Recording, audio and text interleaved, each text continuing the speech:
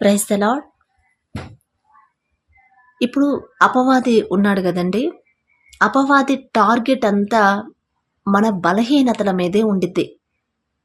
మనం బైబుల్ చదువుకుంటాము, రోజు ప్రార్థన చేసుకుంటాం. ఒక రోజులో చాలాసార్లు చేస్తాము, బైబుల్ చదువుకుంటాము.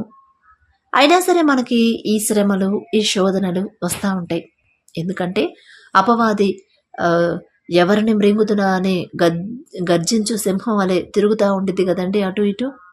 అంటే సాతాను టార్గెట్ ఏంటంటే మన బలహీనతలు. మనం ఎంత బైబుల్ చదివినా, ఎంత ప్రార్థన చేసినా ఒక్కొక్కసారి మనకు తెలియకుండానే పాపంలో పడిపోతాం. ఇక ఆ పాపం నుండి బయటకు రాలేకపోతాం. మనకు అర్థం కాదు, అరే ఇంత ప్రార్థన చేస్తున్నాను అయినా సరే ఎందుకని జయించలేకపోతున్నాను అంటే ఏ విషయంలో చిక్కుతారా వీళ్ళు, ఏ విషయంలో బలహీనంగా ఉన్నారా. కొంతమంది ఇప్పుడు మన బలహీనతలు అంటే ఏమేమి ఉంటాయండి. కొంతమందికి డబ్బు పిచ్చి ఉండిద్ది, కొంతమందికి వడ్డీల పిచ్చి ఉండిద్ది, కొంతమందికి అదే మోహపు చూపు ఉండిద్ది, కొంతమందికి సినిమాల పిచ్చి ఉండిద్ది, కొంతమందికి స్నేహితుల పిచ్చి, కొంతమందికి అనుమానం అనే బలహీనత ఉండిద్ది, ఇంకొంతమందికి మందు. అట్లా ప్రతి ఒక్కళ్ళకి ఏదో ఒక బలహీనత ఉండిద్దండి. అయితే మనం ప్రార్థనకి చర్చికి ప్రతి వారం చర్చికి వెళ్ళినా, ప్రార్థన చేసినా, బల్లారాధన తీసుకున్నా ఈ బలహీనతలు మాత్రం మనం జయించలేకపోతా ఉంటాం. అదే సాతాను కావాల్సింది అదే కదా. అన్ని మన మిగతా విషయాల్లో ఎవరికన్నా సహాయం చేసే విషయంలో కానీ, దేవుని స్తుతించే విషయంలో కానీ, ఎవరికన్నా హెల్త్ బాగాపోతే పరామర్శించి వారి గురించి ప్రార్థన చేసే విషయంలో కానీ, ఇక మిగతా విషయాలన్నింటిలో కూడా మనం నంబర్ 1. కానీ ఈ ఒక్క విషయంలోనే నేను బయటకు రాలేకపోతున్నాను బ్రదర్, ఈ ఒక్క విషయంలోనే నేను బయటపడలేకపోతున్నాను సిస్టర్ అని అనుకుంటాం. మనం చాలాసార్లు ట్రై చేస్తాము కానీ రాలేము. ఎందుకంటే అది బలహీనత. మన బలహీనతలు ఎరిగింది మన తండ్రి కన్నా అపవాది ఎక్కువ ఫోకస్ చేస్తాడు కదా, మన మీద టార్గెట్ చేస్తాడు. ఏ విషయంలో కూడా ఈయన బయటకు రావట్లా అంటే ఇతనికి బలహీనత ఉండిద్ది.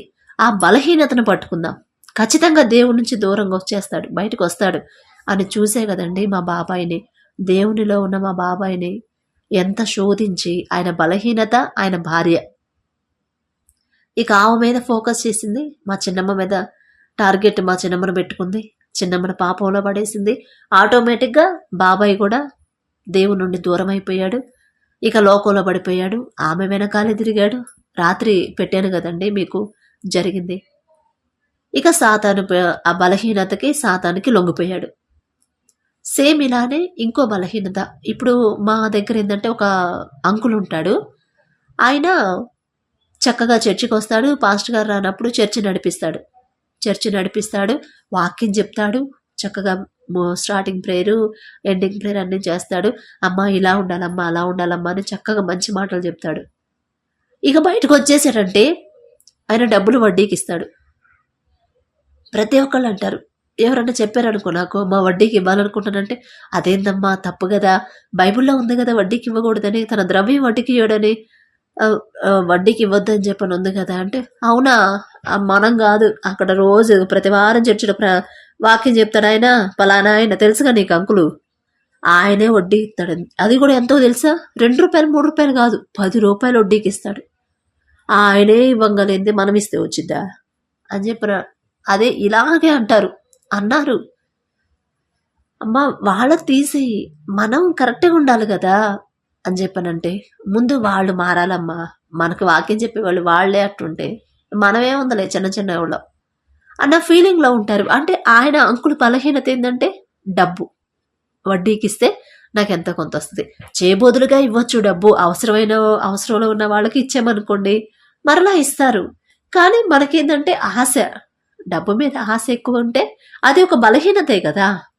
అంత అంకులు అంత పాటలు పాడతాడు, చక్కగా ప్రార్థన చేస్తాడు, వాక్యం చెప్తాడు, అంతగా పరిచర్య చేసే అంకుల్కి వడ్డీలు ఇచ్చి, అసలు వడ్డీలకి ఇవ్వడం ఏందండి. దానివల్ల ఇప్పుడు ఆ బలహీనత సాతాను వాడుకుంది కదా, ఆ సాతాను ట్రాప్లో పడిపోయాడు. దానివల్ల మళ్ళీ ఆయనకు శిక్ష వచ్చింది. అంటే మేబీ దేవుణ్ణి క్షమాపణ అడగలేదేమో, నేను చేసేది తప్పు కాదులే అనుకున్నాడేమో. దేవుణ్ణి గనక అడిగినట్టయితే ఖచ్చితంగా తప్పించేవాడు సాతాన్ నుంచి. కానీ అడగకపోతే మాత్రం ఏం చేయలేడు కదండి.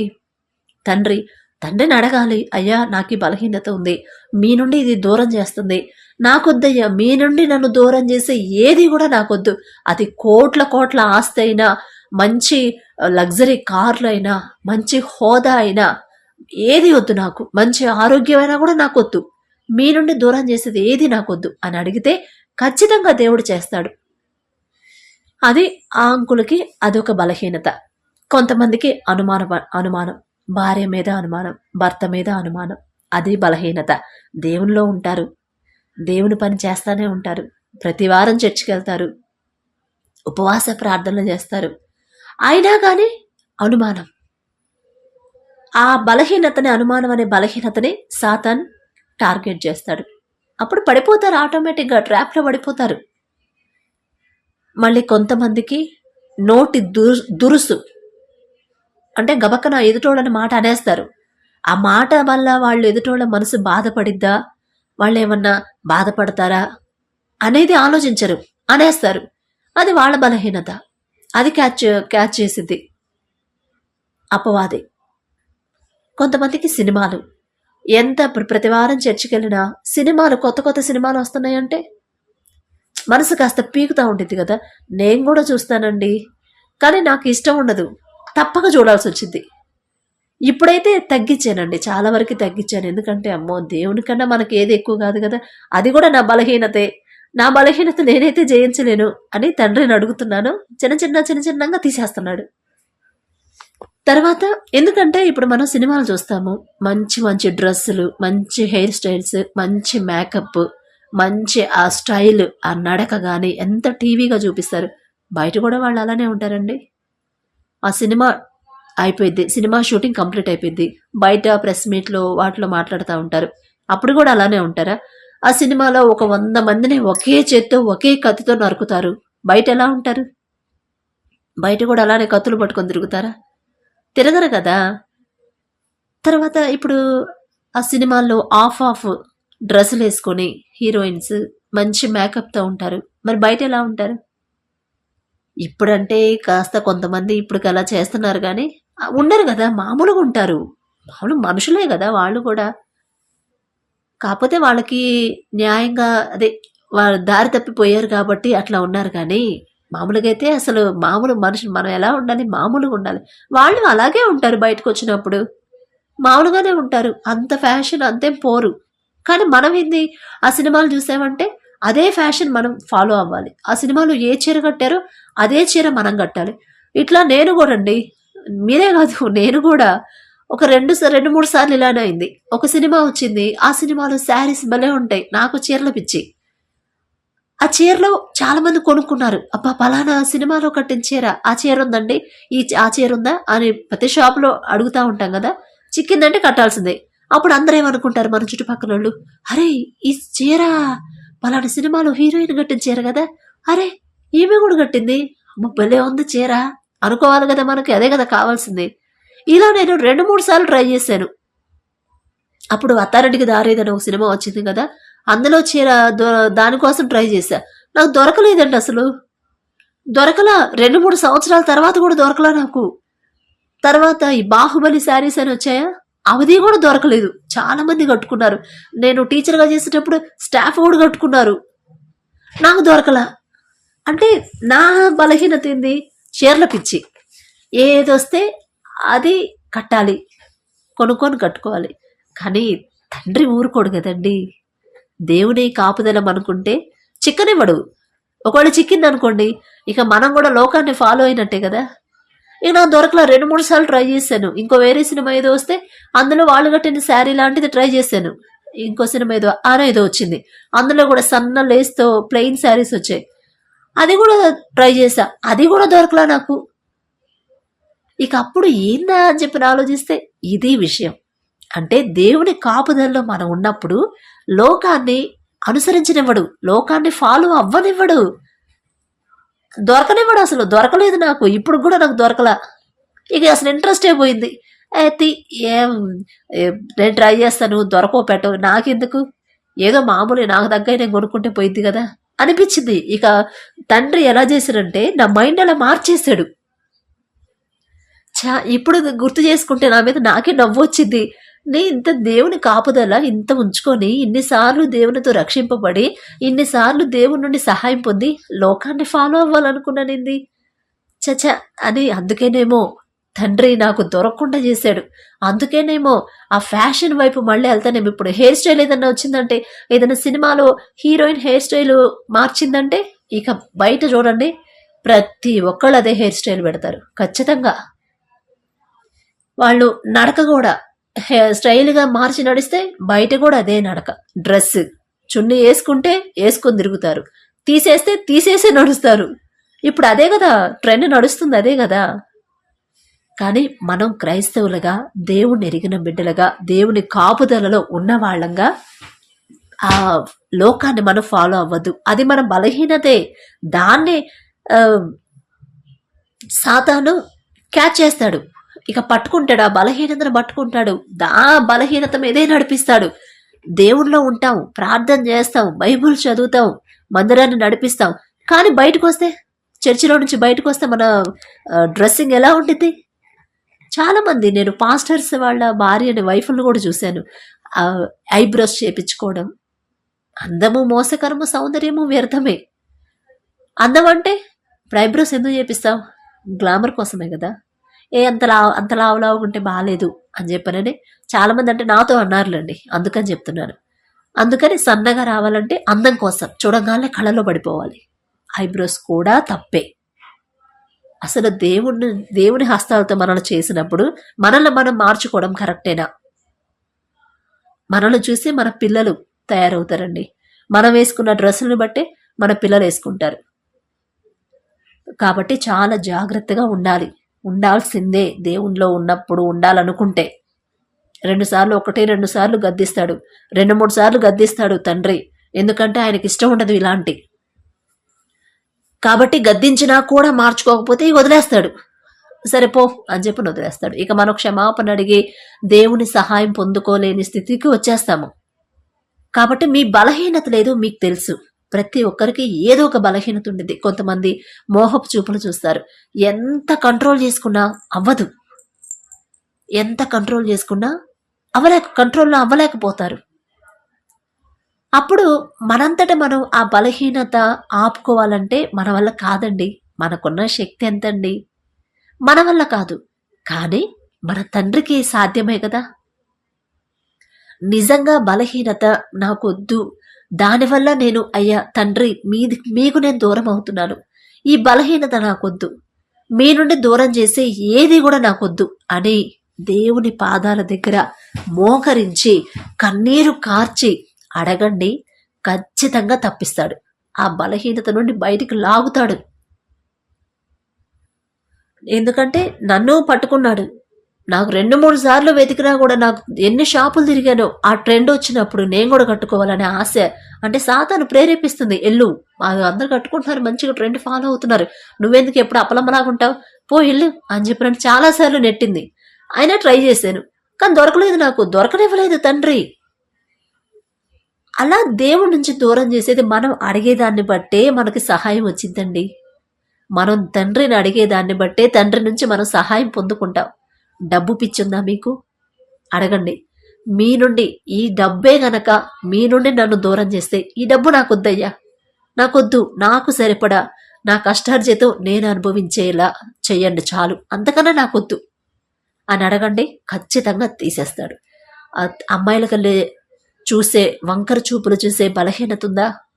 తండ్రి మీరు చూస్తున్నారు, మీ భయం నాకుంది, కానీ ఈ బలహీనత నేను తట్టుకోలేకపోతున్నాను, తప్పించుకోలేకపోతున్నాను, దీనివల్ల మీకు దూరం అవుతున్నాను, నా ప్రవర్తనతో మిమ్మల్ని బాధ పెడుతున్నాను, అలాంటి పరిస్థితి నాకొద్దు, మీ నుండి దూరం చేసే మిమ్మల్ని బాధ పెట్టే బలహీనత నాలో నుంచి తీసేయ్యా, నాకు వద్దయ్యా, నేను నన్ను మీ నుండి దూరం చేసేది ఏది నాకొద్దయ్యా అని అడగండి. ఖచ్చితంగా తీసేస్తాడు. ఇప్పుడే కాదు, ఇక ఎప్పటికీ అది రాదు. ఇక పోనివ్వడు, సాతాను చేతుల్లో పోనివ్వడు. సినిమాల పిచ్చుంటే మా దగ్గర ఒక అబ్బాయి ఉండేవాడండి, ఒక అతను. అయితే అతనికి నెమ్మైతే హెల్త్ బాగాలేదు. పాస్టర్ గారు వచ్చేమో, అయ్యా మరి నువ్వు ఎంతకాలం బతుకుతావో తెలీదు, దేవునికి ప్రార్థన చేసుకయ్యా, మారు మనసు పొందు, నేను బాప్తిసం ఇస్తానయ్యా, మారు మనసు పొందితేనే దేవుని రాజ్యానికి వెళ్తారయ్యా అని చాలాసార్లు చెప్పాడు పాస్టర్ గారు. అప్పుడు ఆ అబ్బాయి ఒక మాట అన్నాడంటండి. ఏంటంటే, అన్నా నేను బాప్తిసం తీసుకుంటాను, కానీ ఒక్క 10 రోజులు ఆగండి, మహేష్ బాబు సినిమా రిలీజ్ ఉంది, ఆ సినిమా రిలీజ్ అవ్వంగానే ఫస్ట్ షో చూసిన తర్వాత వెంటనే నేను చర్చికి వస్తాను, బాప్తిసం తీసుకుంటానన్నా అని చెప్పాడంట. ఇంకేం చెప్తారండి పాస్టర్ గారు? 10 రోజులు ఈ పిల్లడు టైం అడిగాడు. మా ఇంటి దగ్గరే, ఇప్పుడు అమ్మ వాళ్ళ ఇల్లు ఉండిద్ది కదా, ఆ ఇంటి పక్కన వేరే పెద్దమ్మోళ్ళు ఉంటారు, వాళ్ళ ఇంటి పక్కనే ఒక అమ్మమ్మ ఉండిద్ది, ఆమె మనవడు. అంత అనారోగ్యంలో కూడా దేవుడు సరే పోనీలే పాపం అని దేవుని మారు మనసు పొందమని దేవుని వాక్యం పంపిస్తే, అప్పుడు కూడా అంటే ఆయన బలహీనత సినిమాల పిచ్చి. అసలు నెమ్ము సన్నగా ఉంటాడు, ఎప్పుడు చచ్చిపోతాడో తెలీదు. ఆ ఒక్క సినిమా రిలీజ్ ఉందన్నా, ఆ ఒక్క సినిమా చూసి ఇక బాప్తిసం తీసుకుంటానన్నా అని చెప్పాడు. 10 రోజులు టైం అడిగాడు కదా, 10 రోజులు కాదు 5 రోజుల్లోనే చనిపోయాడు ఆ పిల్లోడు. చనిపోయాడు. ఇక అందరు అనుకున్నారు కాలనీ మొత్తం, అసలు చూసావా దేవుడు అప్పుడు కూడా దేవుడు ప్రేమించి అయ్యా మారు మనసు పొంది అని దేవుడు పంపించినా కూడా అతను మారు మనసు పొందలేకపోయాడంటే సాతాను ఇక అట్లా ఆ బలహీనతను పట్టుకుంది. కనీసం క్షమాపణ అడిగే పరిస్థితి కూడా ఆ పిల్లోడికి ఆ పైకి రానివ్వలేదు.